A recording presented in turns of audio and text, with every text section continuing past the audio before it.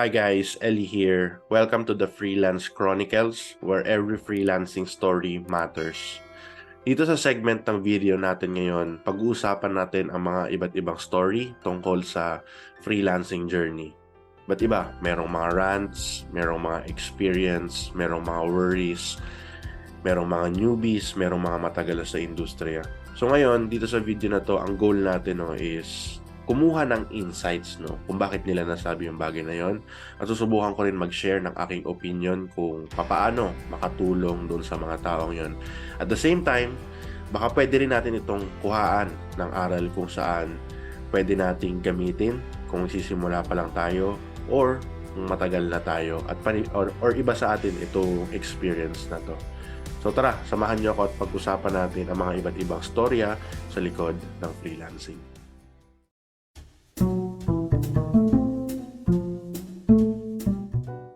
Hey guys, nandito na naman tayo ngayon sa panibagong episode kung saan pag-uusapan natin ang mga iba't ibang kwento sa likod ng freelancing.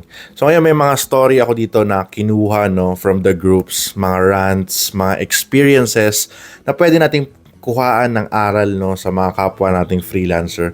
Nang sa ganun, pwede natin itong magamit lalo na kung nagsisimula pa lang tayo sa journey natin as a VA man yan, as a freelancer man yan. So tara, samahan niyo ako. Alright, sabi rito, mga Pinoy VA na crab mentality. Inis na inis sa mga taong ibang diskarte kasi di nila magawa. Inggit-pikit na lang kasi mga sis. Kaya mga toxic mga Pinoy na kasama sa trabaho.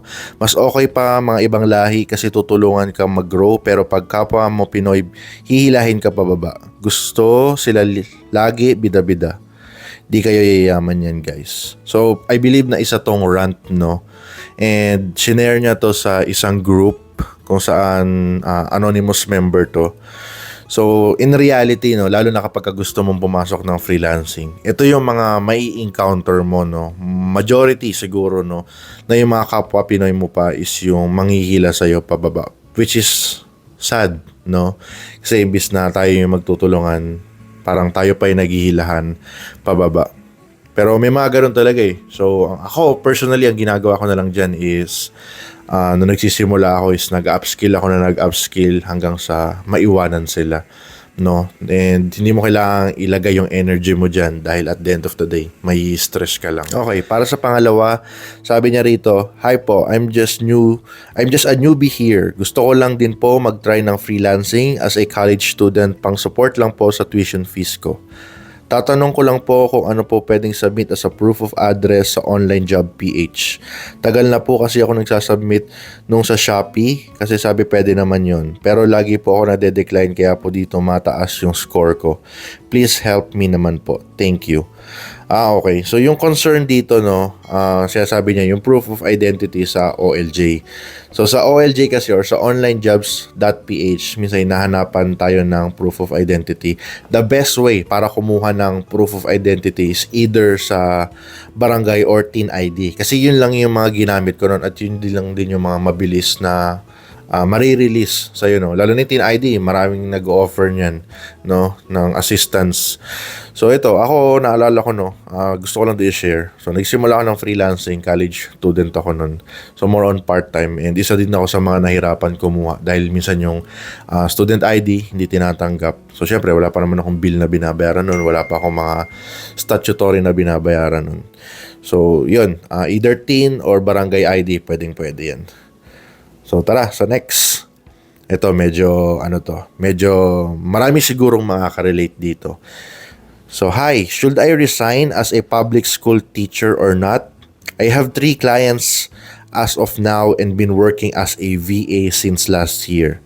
Nalilito pa din ako if mag-resign ba ako due to stability since nasa government, but I'm not happy anymore due to toxic co-workers and sa work as it is. I am a mom of 2 years old boy and my husband works in government too. I know in the end, ako pa rin ang magde-decide but still want to hear someone's opinion. Thank you." Alright, so bigyan natin to ng pros and cons, So, hinighlight niya yung concern dito is isa siyang public school teacher, no? Then nagtatrabaho siya sa government. So ngayon meron siyang 3 client. So pinagpipilian niya ngayon kung magpuproceed ba siya sa freelancing or doon sa government, which is mag-stay siya. So yun yung pinaka-concern niya. So para mas malinawan tayo, bigyan ko kayo ng idea. So sa freelancing, pag pinasok niyo yan, hindi secured yan. May mga times na yung client, either yung business nila magsasara or tatanggalin nila kayo, no? So yun yung times, no, na kung saan medyo madidelikado kayo. Pag sa government naman, ang mangyayari is, yun nga, mabagal yung increase, matagal yung increase unless na mag-aaral ka ulit or kukuha ka ng mga certifications. Pero yung security at stability ng job, yung pension, yung mga SSS, PhilHealth, lahat yan bayad. Unlike sa freelancing, yung mga ganyang bagay is mandatory mong kukunin yan. So ngayon, ito yung situation, no? Minsan, i-assess mo yung sarili mo sa pangangailangan.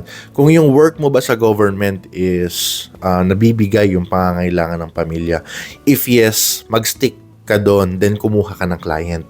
If not naman, ang gawin mo is magpondo ka ng mga clients. So yung 3, 4 goods na yun, no? Pwede mo na yung gawin. Pero at the end, nasa sayo pa rin yan kung anong diskarte yung gagawin mo. Pero kung ako'y nasa situation mo, hindi ko bibitawan yung government pero patuloy pa rin akong kukuha ng mga clients, either 1 or 2, at least may part-time ako. Kasi ang pinaka-benefit nun at the end is ako pa rin sa huli pag hindi na ako nagtatrabaho. So yun lang, and kung may mga katanungan kayo or questions or may mga same experiences kayo na gusto nyo i-share, pwede nyo i-comment dyan sa baba.